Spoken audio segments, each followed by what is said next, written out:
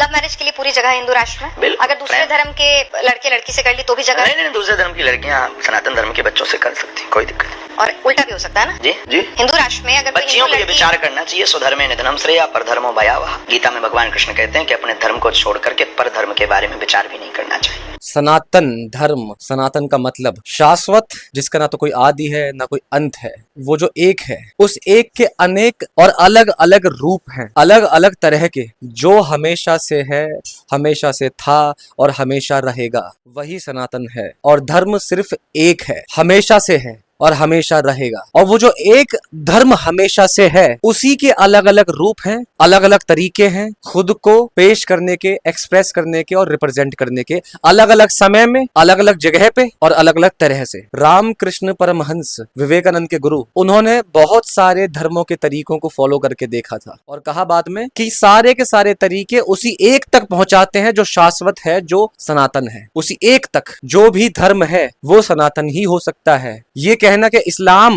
सनातन नहीं है, अरे भैया अलग रूप है वो धर्म का। रही बात कि शादी कर लो, भैया जहाँ पे प्रेम है वहीं पे धर्म भी है, तो वहां पे ये कहां से बात आ जाती है कि भाई कि मुसलमान से शादी मत करो या हिंदू से शादी मत करो। धर्म में कोई हिंदू मुसलमान है ही नहीं, पहली बात। धर्म तो खुद ही एक नाम है। ये भाई साहब कह रहे हैं कि कृष्ण ने कहा है अपने धर्म को छोड़कर दूसरे के बारे में विचार भी नहीं करना चाहिए। पर सवाल ये बनता है कि अपना धर्म है क्या जो तुम लोग बता रहे हो कि मंदिर चले जाओ या मस्जिद चले जाओ, हिंदू राष्ट्र, इस्लामिक स्टेट? अगर ये धर्म है तो फिर तो इसको छोड़ ही देना चाहिए भाई साहब, छूट ही जाएगा अपने आप। असल में छूटता वही है जो धर्म नहीं होता है। धर्म के नाम पे अंधविश्वास, पाखंड, अहंकार, ये सब कुछ छूटता है, धर्म नहीं छूटता कभी भी। एक बार अगर धर्म पहचान में आ जाए तो छूटेगा कैसे? अंधे को आंख मिल जाए तो वो आंख को छोड़ेगा कैसे? वही कृष्ण बोल रहे हैं अर्जुन से। वो ये नहीं बोल रहे हैं कि तू हिंदू है या सनातनी है, दूसरे धर्म के बारे में विचार मत कर। वो ये कह रहे हैं कि धर्म को पहचान अपने। अर्जुन भाई साहब कह रहे हैं कि मैं जा रहा हूँ जंगल में सत्य की खोज में, धर्म की खोज में। उसके बाद कृष्ण ने कहा है कि तू धर्म से डर के